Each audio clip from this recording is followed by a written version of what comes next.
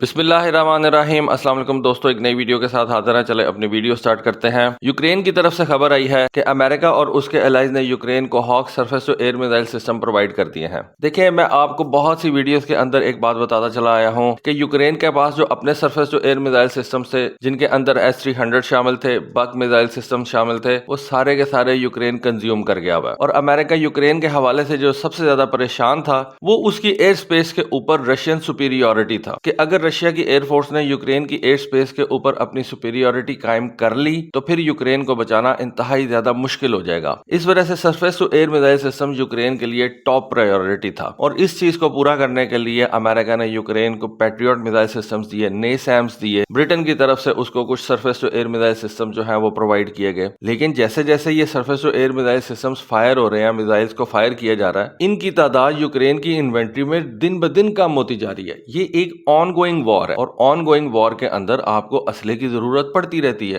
دیکھیں، ایک توپ کا گولا تو ٹھیک ہے آپ بنا لیں گے، ایک ہائی مارس کا راکٹ جو ہے وہ کافی زیادہ ٹائم لیتا ہے بننے میں، تیاری میں۔ تو یہ جو surface to air missile systems ہیں، ان کے تو آرڈرز آپ کو پہلے سے کرنے پڑتے ہیں، اور اس کے بعد آپ کو ایک ایک میزائل کے لیے کافی زیادہ ٹائم جو ہے وہ درکار ہوتا ہے۔ لیکن یوکرین کے اندر رشیا تو ڈیلی حملے کر رہا ہے۔ کوئی حملے وہ اپنے ہیلی کاپٹرز کے ذریعے سے کرتا ہے، کوئی حملے رشیا کے فائٹر جیٹس کرتے ہیں، جن کے اندر Su-25 فائٹر جیٹس بھی ہیں، Su-34 بھی ہیں، Su-35 Su-57 بھی ہیں۔ ہیلی کاپٹرز میں آ جائے تو رشیا کے پاس بڑے زبردست قسم کے ہیلی کاپٹرز ہیں، Ka-52 ہیلی کاپٹرز ہیں، Mi-28 ہیلی کاپٹرز ہیں۔ تو یہ سارے کے سارے مل کے یوکرین کے اوپر ایئر اٹیکس لانچ کرتے رہتے ہیں۔ اس کے علاوہ رشیا جو ہے وہ کچھ ڈرونز بھی استعمال کرتا ہے۔ تو ان کو روکنے کے لیے یا تو یوکرین کے پاس فائٹر جیٹس ہوں جن کی تعداد بہت زیادہ کم ہے، یا پھر یوکرین کے پاس ایک اچھی خاصی تعداد میں surface to air missile systems ہوں۔ تو surface to air missile system تو یوکرین روٹین کے ساتھ جو ہے وہ فائر کر رہا ہے، اور جو بھی اس کے پاس نیا surface to air missile system آتا ہے اور جو بھی اس کے پاس نئے میزائلز آتے ہیں وہ ان کو فائر کر دیتا ہے۔ اب امریکہ اور نیٹو کنٹریز کے لیے پرابلم یہ ہے کہ یوکرین کے لیے ان میزائلوں کی انوینٹری کس طرح سے پوری کی جائے۔ تو انہوں نے اس کا حل یہ نکالا ہے کہ یوکرین کو پرانے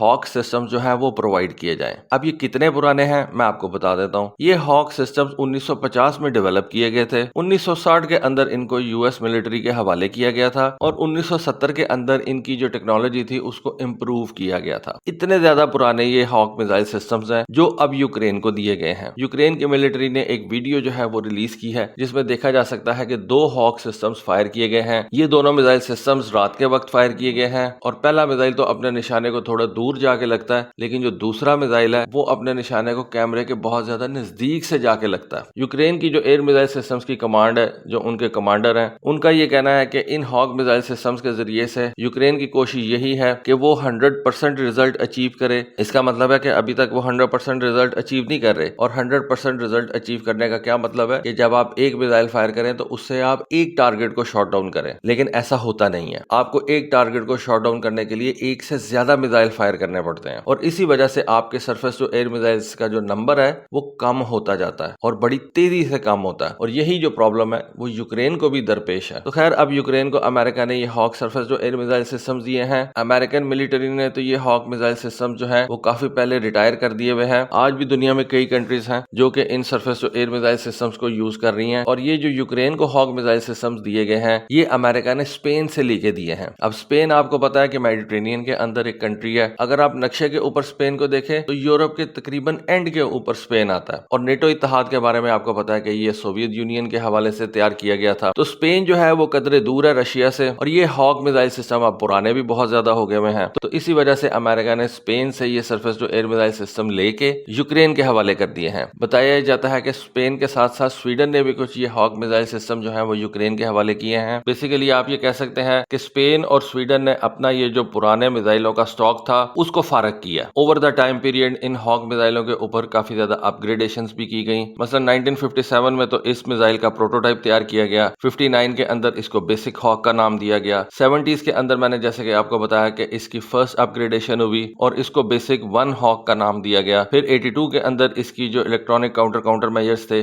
ان کو بہتر کیا گیا۔ 90s کے اندر ان کی low level multi jamming system جو ہے ان کو بہتر بنایا گیا۔ پھر 90s کے اندر اس کی جو باڈی تھی اس کو تھوڑا سا تبدیل کیا گیا۔ 95 کے اندر اس کے اندر ایک نیا وار ہیڈ انسٹال کیا گیا، اور 95 کے اندر اس میزائل کے اوپر آخری اپ گریڈیشن کی گئی تھی جس کے اندر اس میں ایک نیا فیوز انسٹال کیا گیا تھا۔ تو آپ کہہ لیں کہ 1995 کے بعد اس میزائل سسٹم کے اوپر کسی کنٹری نے کوئی کام نہیں کیا، اور اس کی इसकी जो लास्ट अपग्रेडेशन है वो 1995 में हुई थी और 1995 को भी आज गुजरे तकरीबन 28 साल हो चुके हुए हैं। तो ये मिसाइल कम से कम 28 साल पुराना है। अगर यूक्रेन को इस मिसाइल सिस्टम का लेटेस्ट मॉडल भी प्रोवाइड किया गया है तो आप इजीली कह सकते हैं कि वो कम से कम 28 साल पहले तैयार किया गया था। तो खैर आज भी बहुत सी कंट्रीज जो हैं वो इस मिसाइल को इस्तेमाल करती हैं। इजराइल भी इस मिसाइल को इस्तेमाल करता है। इस मिसाइल की जो एक बड़ी खास बात है वो इसकी सर्विस सीलिंग है। बताया जाता है कि ये अपने टारगेट को 60,000 फुट की बुलंदी के ऊपर भी जाकर टारगेट कर लेता है। तो इससे आप ये कह सकते हैं कि इस मिसाइल सिस्टम की जो परफॉर्मेंस है वो इतनी बुरी भी नहीं है। आजकल असल चीज जो है वो इलेक्ट्रॉनिक वॉरफेयर सिस्टम्स में आ जाती है। तो इस मिसाइल सिस्टम के अंदर, इसके रेडार्स के अंदर जो भी इलेक्ट्रॉनिक्स लगी हुई हैं वो आज से 25-30 साल पहले डेवलप की गई थी और उनको जैम करना, उनको डिसरप्ट कर देना मेरा नहीं ख्याल कि रशिया के लिए को बहुत ज्यादा मुश्किल होगा। और ये बेसिकली अमेरिका ने एक खाना पूरी की है। यूक्रेनियंस को उन्होंने थोड़ी सी मॉरल सपोर्ट दी है